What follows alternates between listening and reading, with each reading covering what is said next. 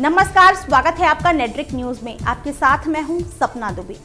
देश की अर्थव्यवस्था में मंदी इन दिनों सुर्खियों में है और सरकार लगातार एक के बाद एक घोषणाएं किए जा रही है ताकि इस मंदी का असर देश पर कम से कम पड़ सके।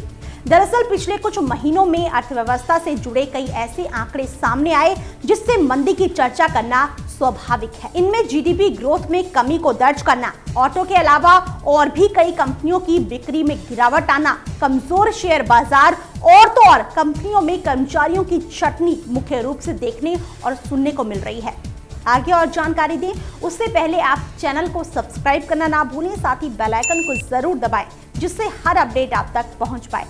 आगे आपको बता दें कि इन्हीं चर्चाओं के बीच देश के उपराष्ट्रपति वेंकैया नायडू ने एक बयान जारी किया है जिसमें उन्होंने आर्थिक सुस्ती को वैश्विक कारकों का अस्थायी प्रभाव बताते हुए कहा कि साल 2024 से 25 तक भारत 5 खरब डॉलर की अर्थव्यवस्था बनने के लक्ष्य पालेगा।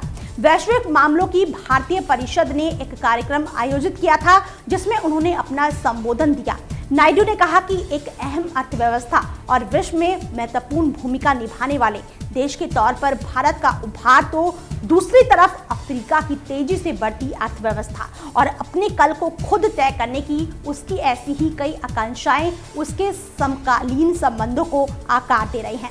नायडू ने आगे कहा कि भारत 5 खरब डॉलर की अर्थव्यवस्था बनने का आकांक्षी है और ये लक्ष्य वो 2024 से 25 तक छू सकता है। आपको बता दें कि भारतीय अर्थव्यवस्था को लेकर ऐसी ही बातें आर्थिक सर्वेक्षण 2019 में भी कही गई। उपराष्ट्रपति ने अर्थव्यवस्था में सुस्ती का जिक्र किया। उन्होंने कहा कि दोस्तों, भारतीय अर्थव्यवस्था की बुनियाद मजबूत है, इसके लिए मैं आपको भरोसा दिलाता हूं। दुनिया भर में सुस्ती की वजह से भी कुछ अस्थायी प्रभाव पड़ रहा है।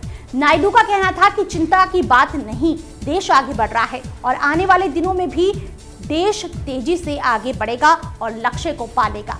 भारत पर आर्थिक मंदी का क्या असर पड़ रहा है ये हम आपको बता देते हैं। दरअसल भारतीय अर्थव्यवस्था की ग्रोथ पिछले कई तिमाही से घटती ही जा रही है। ताजा आंकड़े बताते हैं कि इस साल जून तिमाही में जीडीपी ग्रोथ घटी है और ये महज 5% ही रह गई है। देश की आर्थिक वृद्धि दर लगातार घटी है पर ये अभी तक नेगेटिव में नहीं है, जिसका मतलब है कि जीडीपी बढ़ रहा है लेकिन इसकी रफ्तार सुस्त है। इस पैमाने पर देखा जाए तो इसे इस तरह से कह सकते हैं कि भारतीय अर्थव्यवस्था में मंदी आ गई है। फिलहाल इतना ही, बाकी ऐसी और वीडियोस के लिए आप चैनल को सब्सक्राइब करना ना भूलें। आप देख रहे हैं नेट्रिक न्यूज, साहस सच कहने का।